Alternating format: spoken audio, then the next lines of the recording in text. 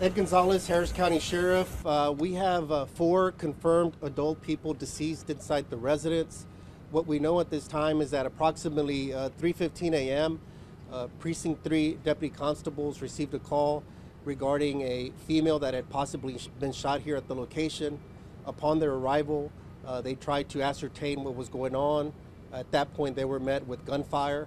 They did not exchange gunfire, and none of the Precinct 3 deputy constables were injured.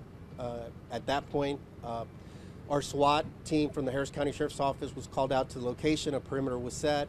They did engage in some conversations back and forth with a possible suspect or a person involved in what was going on inside, non-cooperative in terms of coming out.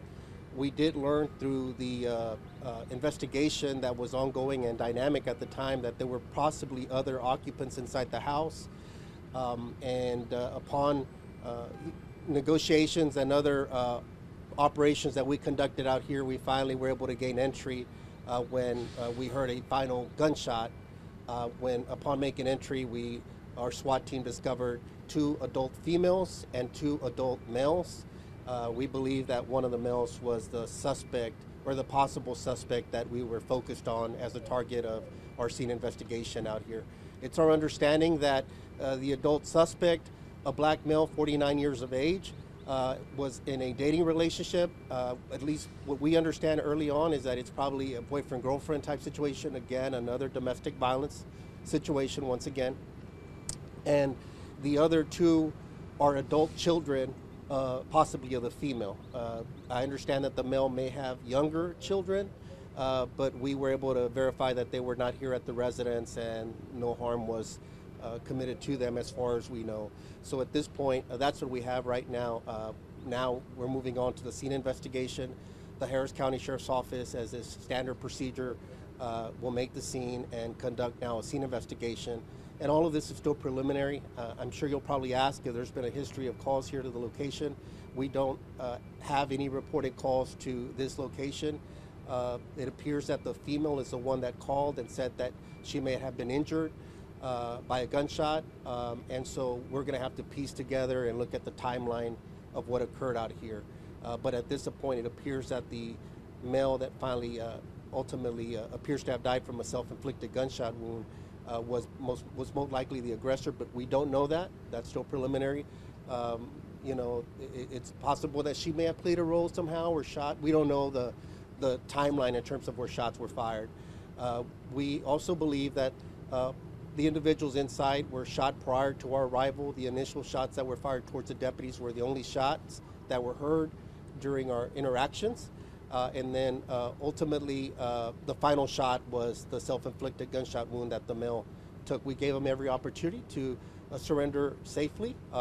We tried different ways of communicating with him to no avail. So our condolences go out to the family members of those that have lost loved ones out here. It's always tragic, especially during the holidays. We see these type of situations, and unfortunately, it wasn't a successful outcome, for the family. But very proud of the collaboration out here, the EMS and everybody that was on standby here to assist. And again, unfortunately, one more, as we reach the end of the year, another tragic situation, multiple lives lost, and that's how difficult these cases can be, is that it could really turn people's lives around, and so it's very, very sad.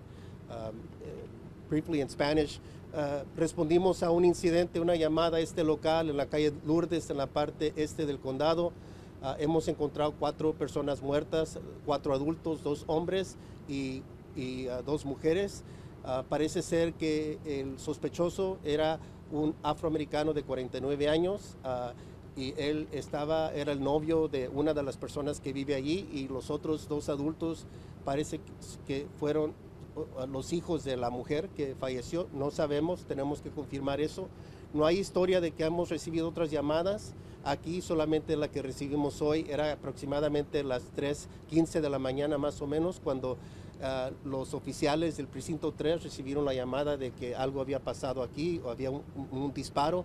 Cuando llegaron, fueron encontrados con alguien que les disparó a ellos. No pudieron regresar los balazos, entonces inmediatamente trataron de asegurar la casa y la comunidad, y tratamos de, vino la oficina del alguacil del condado de Harris a traer el equipo de SWAT y escuchamos al final donde el tipo se dio un balazo y se suicidó aquí, entonces tenemos 4 personas muertos en total.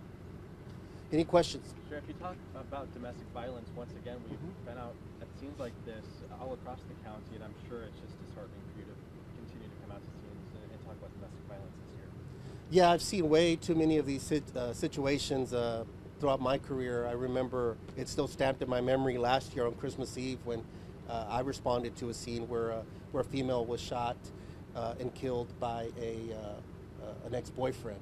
And so we see the different dynamics, but at the end of the day, it's at the hands of a loved one or supposed loved one and an intimate partner, as we see preliminary that's what occurred once again. And again, we see also how this could escalate, where it's not only a murder-suicide, if you will, but others that can lose their lives as well. That's why these are always so difficult for not only law enforcement, but for those involved in those dynamics. That's why we always remind people to use resources that are out there. We said at the beginning of the pandemic that we expected the pandemic to not cause more domestic violence because it's already out there, but it was going to be amplified more with more stressors. It tends to happen as well during the holidays.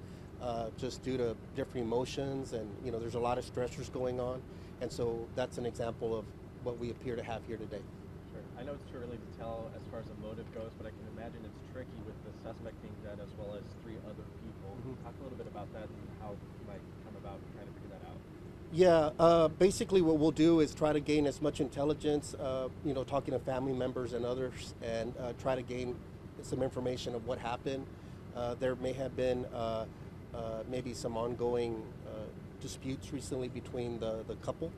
We don't know that, and unfortunately here tonight it all came to an end. And so again, our condolences go out to the family. At the end of the day, we try to piece it as best as we can and kind of put the puzzle back together, but we may not have all the answers. But again, a sad situation here in East Harris County. Sure. Is this going to be the shots that were shot when the constables got here? Is there any possible way that those were the shots that killed the other individuals, or do you think that there were shots before even the constables got here? Ultimately, the Harris County Institute of Forensic Sciences will get out here to kind of do the medical investigative part of it. So I don't want to speak out of line. So what I'm saying, it's just a caveat that I'm not the medical expert, and we're just giving based on a cursory look. It appears that the individuals had already been shot prior to even the first deputy's arrival, and so that's what it appears like. Again, no shots were heard after that. It appears that when they tried to enter the doorway is when the shots were fired towards them. That's why they immediately retreated. So I'm glad no deputies were hurt, because it could have been a lot worse. He did fire, somebody fired towards the doorway. So those were the only shots that were fired. During that time, when the perimeter was set and then ultimately SWAT came out here, there were no other reported shots. So we believe that the crimes had already been committed prior to that. So we believe the shots were directed towards the deputies. And Sheriff, the 4 people that were victims here, did they all live there? Were they there visiting, a couple of them? Can you speak to that? I'm not sure the dynamics of the others. Again, preliminary, it appears that the couple lived here. I don't know if they're her adult children, so we were told if they lived here as well or they were just visiting. We haven't determined that yet. But again, it's 2 adults, 2 females. He's 49 years old, and they're adult children, and then they're 2 adults, 2 females, and so that's what we have right now. So we don't know, again, what their connection was to the house or to him, or if those were her adult children. We just don't know yet. And talk to us about the communication. You said he was being uncooperative. What was he saying?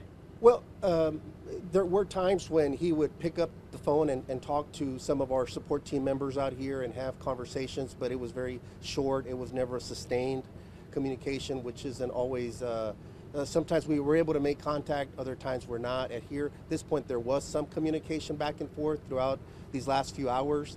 but nothing successful where he ultimately was ready to surrender or come out or allow for us to be able to get in there and safely be able to render aid.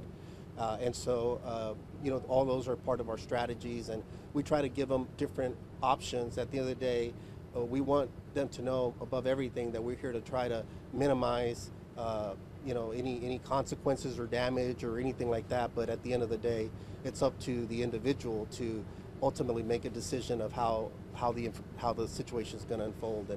And sadly, he had already made some grave choices in what appears to appearing preliminary that again, without assuming, but it appears that he was the aggressor, and we don't know if she shot back at him or anything like that. He did report having a wound initially, but ultimately the self-inflicted gunshot wound is what ultimately appears to have killed him. Was he using a long gun or a pistol? Do we know? I saw just a cursory look early on. It appears that there were at least a couple weapons inside the house in plain view, and it appears that one of them was a long gun of some kind.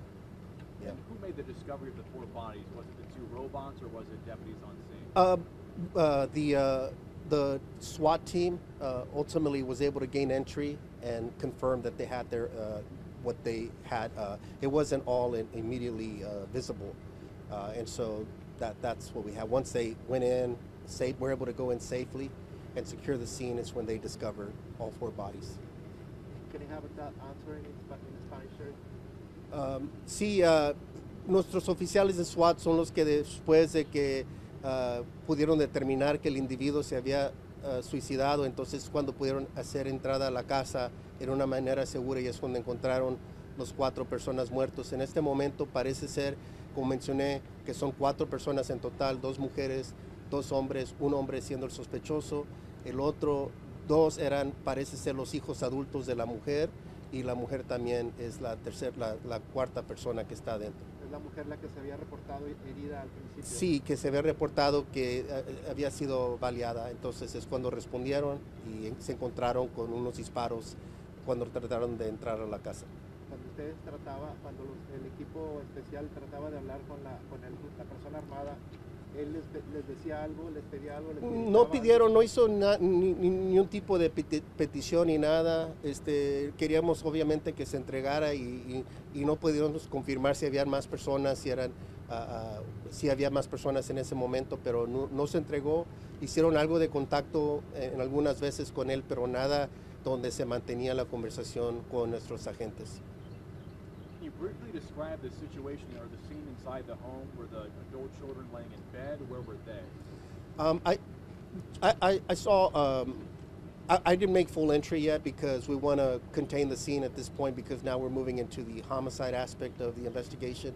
So I didn't want to contaminate the scene anyway. So just a cursory look. I was able to at least get a partial look, and I saw 3 individuals. All were on the floor in different parts of the house. So in the bedroom areas is what I observed, but I didn't get eyes on the 4th person, and I don't know where he or she was found. Sheriff, can I ask you something that's non-scene related? Okay. Can you give us a soundbite about possible celebratory gunfire tomorrow? Yes. Look, we've had a lot of hardship and violence already in the region this year. It's been well reported, and we want to remind people that we want everybody to celebrate responsibly. We've had a higher number of fatal accidents this year, so we really don't need people to be driving impaired, distracted driving, speeding. We've talked a lot about illegal street racing, for example. All those illegal behaviors need to stop. We also have had a high number of DWI arrests once again. Last year they topped 15,000. And so those are serious issues that we need to really keep an eye on. And we know it's a time for celebration. Despite the hardships, we want people to have fun, but in a safe manner as much as possible. COVID numbers are still high. And celebratory gunfire is something that's a common occurrence every holiday for some reason. And we had a tragic situation last year where a nurse lost her life because just a shot was fired. It's going to come down because of gravity at a fast rate of speed and be able to either damage property or take somebody's life like we saw last year. If anybody has information on that particular scene that happened last year, we ask them to contact Crime Stoppers at 713-222-TIPS. But that behavior is unacceptable and it's deadly, and you will be arrested. And so we're just, again, giving the warning once again to not be firing shots or any behavior that could put yourself or others in harm's way. Thank you, Sheriff. Thank you, everyone. Thank you all.